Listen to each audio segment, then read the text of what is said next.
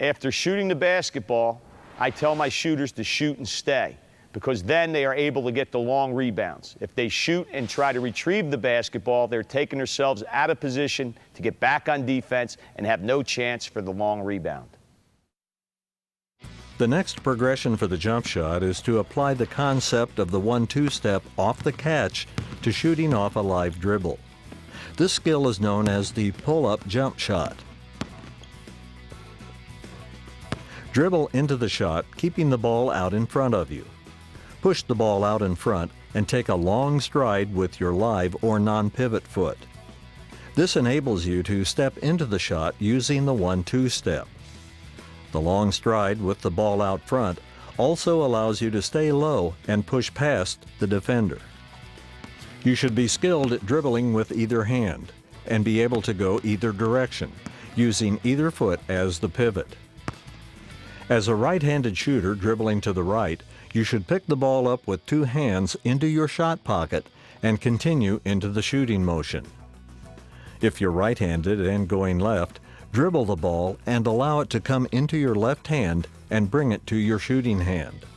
This is called loading the gun because you load your shooting hand with ammunition. Loading the gun is the most important part of the shot because it allows you to maintain alignment. As you bring the ball into the shooting hand, keep the elbow tucked and your shot line straight to the target. Your momentum moves forward. You can use the spin-out drill to simulate a catch-and-shoot opportunity.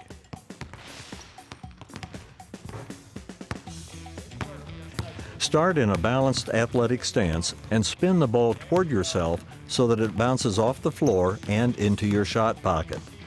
Time the spin and take a 1-2 step into the jump shot. You should freeze your follow-through until the ball hits the floor, allowing yourself to overlearn this movement. Start low and stay low until you pull up into your shot.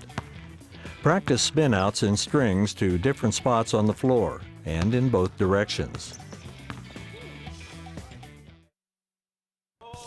Players pair up and work together in the partner shooting drill.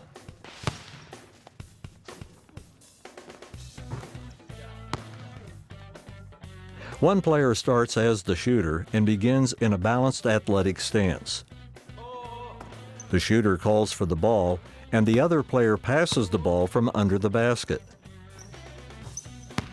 The shooter takes a 1-2 step to meet the ball, catches it, sights the target, and shoots the ball.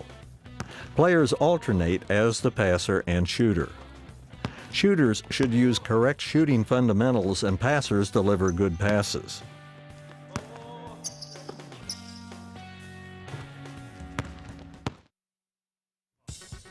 Closeout shooting is similar to partner shooting, except the passer closes out on the shooter after the pass.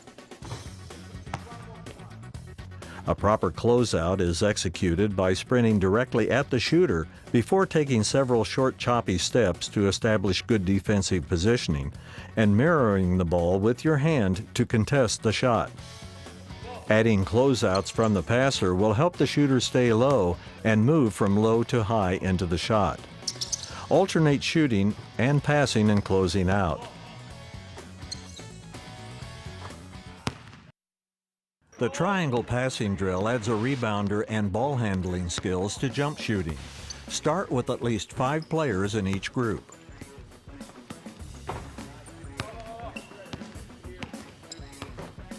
Players set up in a triangle with a rebounder under the basket, a passer at the elbow, and shooters along the baseline. The first passer delivers the ball to the shooter's shot pocket. The shooter is in shot-ready position, calls for the ball, takes a 1-2 step to the ball, and shoots the jump shot, freezing the follow-through. Regardless of whether it's a make or a miss, the rebounder tries not to let the ball hit the floor. After getting the ball, the rebounder speed dribbles out to the passing line with the weak hand. The passer moves to the end of the shooting line, and the shooter becomes the next rebounder.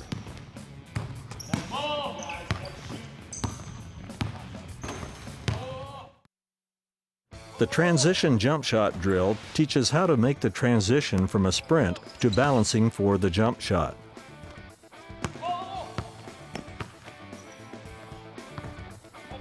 This drill can be run with as few as 5 players. The group includes 1 rebounder, a passer, all with balls, and at least 2 shooters. Shooters start at midcourt toward a sideline, and passers line up in the corner on the same side of the court as the shooters. The shooter takes long strides, then shorter steps before timing the 1-2 step into the jump shot. When the shooter calls for the ball, the passer delivers and tries to hit the shooter as he strides into the 1-2 step. The shooter receives the ball and takes the shot. The rebounder tries to not let the ball hit the floor, and after getting the ball, he dribbles to the baseline where the passers are positioned. The shooter now becomes the rebounder, and the passer takes a position at the end of the shooting line.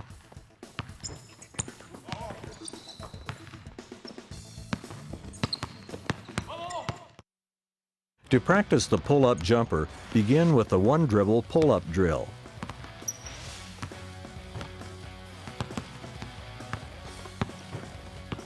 Start with your right foot and the pivot foot and take a dribble going right before pulling up to shoot. Return to the beginning spot and take a hard dribble left, still using the right foot as the pivot foot and pulling up into the jump shot.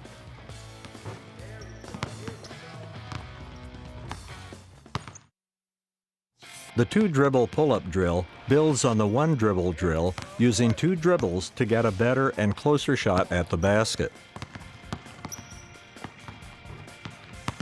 Work on dribbling twice with both hands and using both feet as the pivot foot.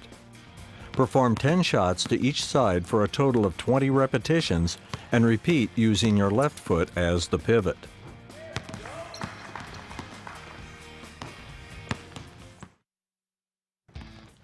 The stop and pop drill helps players work on their pull-up jump shot off the dribble. It can be done individually or with an entire team.